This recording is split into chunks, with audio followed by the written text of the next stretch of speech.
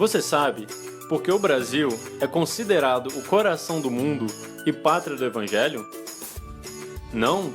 Pois bem, essa história começa no plano espiritual, ainda no século XIV, com Jesus avaliando o progresso de seus ensinamentos no mundo. Ele ficou desesperançoso pelo futuro daquelas almas, pois viu que apenas o caminho da dor e do sofrimento poderia lhes ensinar a humildade e o amor ao próximo. Vendo a tristeza do Mestre Jesus, Eliú lhe contou de terras serenas, com espíritos jovens e simples, onde poderia ser divulgado o evangelho do amor e da liberdade. E Jesus veio. Ele verificou se aquela terra maravilhosa poderia servir de divulgação do evangelho do amor e liberdade. Ele ficou encantado com suas belezas, ainda mais, pois o símbolo da redenção humana pairava sobre essa terra.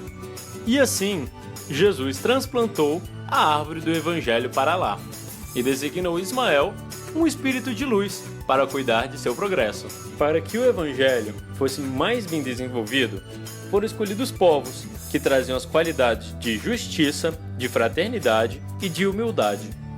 Segundo o plano do Divino Mestre Jesus, espíritos evoluídos ajudaram a inspirar os navegadores e aventureiros da época.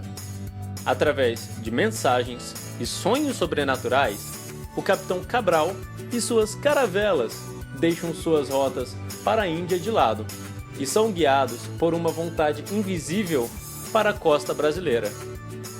Apesar dos esforços das esferas superiores, as barbaridades e a violência eram constantes no novo continente.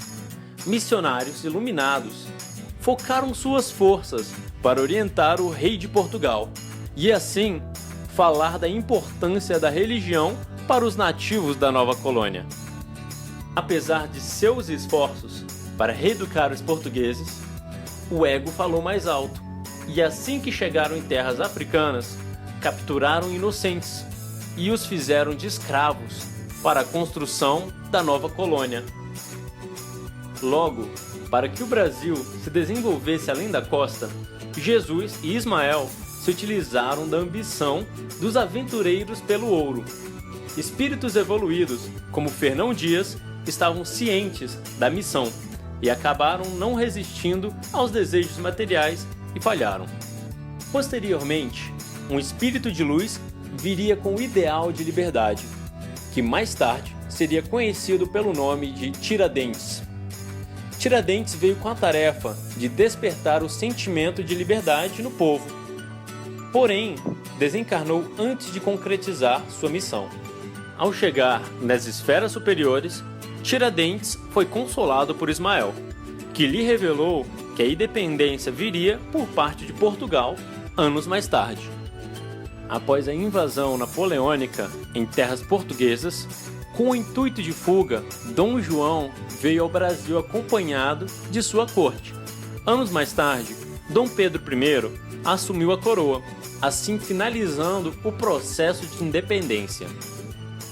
O Brasil estava se desenvolvendo como pátria, mas, devido a alguns deslizes espirituais de Dom Pedro II, o Brasil acabou se envolvendo em alguns conflitos, tais como a Guerra do Paraguai, o que, por outro lado, acelerou o processo de abolição da escravidão e trouxe valiosas lições para o futuro pacífico da política externa brasileira. Depois de algumas tentativas de implantação, o espiritismo chegou ao Brasil através de alguns espíritos de luz, e alguns anos mais tarde, a Federação Espírita Brasileira foi criada, consolidando a doutrina espírita no Brasil. Assim, Ismael deu mais um importante passo na missão que Jesus lhe confiou, a de preparar o Brasil para sua grande missão: ser o coração do mundo, pátria do Evangelho.